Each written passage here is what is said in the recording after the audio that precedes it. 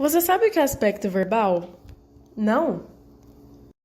Não se preocupe, porque nós, Júlia e Bárbara, estudantes do segundo ano de Letras em Inglês da Universidade Estadual de Maringá, da disciplina de Linguística 2 do professor Dr. Edson Carlos Romualdo, vamos apresentar brevemente essa categoria verbal super importante. O aspecto é uma categoria pouco conhecida, até mesmo para estudantes de letras, que podem passar a graduação inteira sem ter acesso a esse conteúdo. Ela é importante pois trata de diversas implicações tanto na área da tradução como no ensino-aprendizagem de língua inglesa.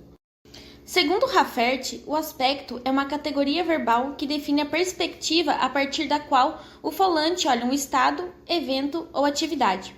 Ou seja, dentro da linguística, o aspecto refere-se a uma categoria que descreve a maneira como o processo verbal é visto em relação ao tempo, à duração e à conclusão. Assim, enquanto a categoria do tempo marca o momento de ocorrência do processo verbal, ou seja, quando o verbo acontece, sendo passado, presente ou futuro, o aspecto se concentra em como a ação é percebida em relação à sua estrutura temporal interna.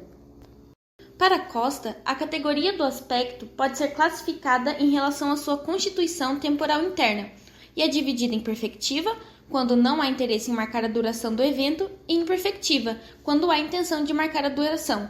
Tá, mas por que é importante entender o aspecto?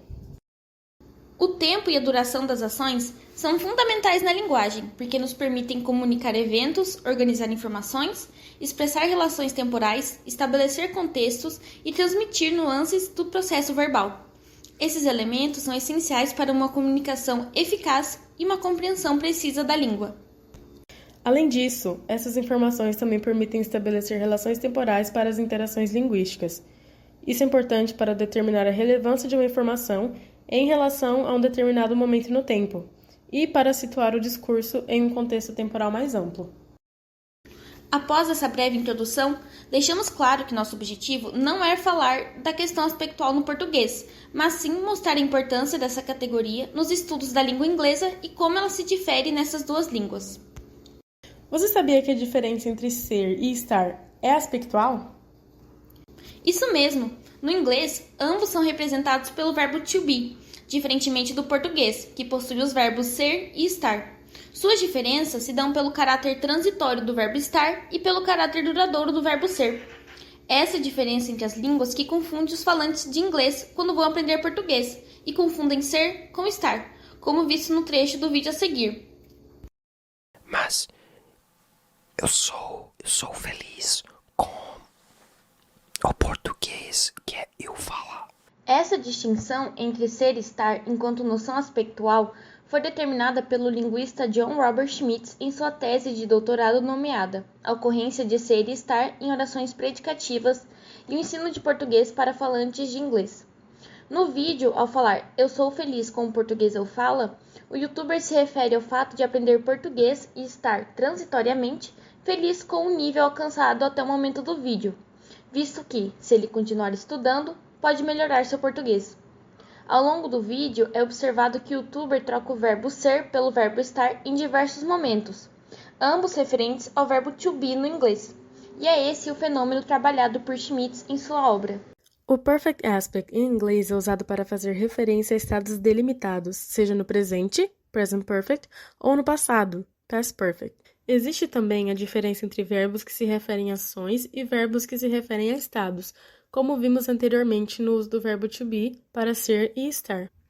Enquanto alguns verbos em inglês como eat, comer, read, ler e lose, perder, podem referir-se a estados resultantes de ações no present perfect, esses estados não têm um equivalente direto no português, pois essa distinção não é tão clara. É importante destacar também que o uso do present perfect em inglês traz uma ênfase para a atualidade do estado resultante da ação, enfatizando o agora. Por outro lado, em português, o presente simples é usado para afirmar a existência desse mesmo estado de uma forma mais neutra. Portanto, devido a essas diferenças na questão aspectual, pode haver uma certa dificuldade em encontrar equivalentes exatos entre inglês e português em certos contextos, especialmente quando se trata de expressar estados resultantes de ações. Os aspectos progressivos em inglês e português compartilham a ideia de ações vistas como em progresso e temporárias. No entanto, em inglês, a distinção entre o aspecto progressivo e o aspecto simples é obrigatória, enquanto que em português essa distinção é mais flexível e opcional. Observe o exemplo a seguir. John was studying. John estudava, estava estudando ou vinha estudando. Nele, é possível ver como a forma progressiva é utilizada para destacar ações em progresso, independentemente de a situação ser passada ou presente. Em contraste, em português, a locução verbal estar ou vir com o gerúndio pode ser utilizada para enfatizar o aspecto de progressão e temporariedade, mas essa distinção não é obrigatória, como em inglês. Enquanto no português o pretérito mais que perfeito é utilizado para realçar ações anteriores a outras ações, o past perfect do inglês apresenta estados que eram atuais num dado momento no passado. Em outras palavras, o mais que perfeito em português se refere a ações passadas anteriores a outras ações também no passado, como exemplificado em: quando a mãe chegou em casa, a criança já tinha dormido. Enquanto o past perfect em inglês se refere a estados que existiam em um momento específico no passado, como visto no exemplo. When the mother arrived home, the child had already slept. Essa distinção aspectual entre as duas línguas sugere uma diferença na forma como os eventos passados são concebidos e expressos em cada língua. Enquanto no português marcamos a duração dos eventos, no inglês essa duração não é tão relevante. Portanto, as diferenças nas categorias de aspecto entre inglês e português refletem as características únicas de cada língua e sua abordagem na expressão do tempo e da duração das ações. Embora o inglês e o português compartilhem algumas semelhanças na expressão de aspectos verbais, também existem diferenças significativas em termos de formas verbais utilizadas, frequência de uso e nuances de significado. Essas diferenças refletem as particularidades de cada cultura e contribuem para a riqueza e diversidade das línguas. Encerramos aqui nosso vídeo sobre aspecto verbal e esperamos que ele tenha despertado seu interesse sobre essa categoria importantíssima para os estudos linguísticos. Tchau!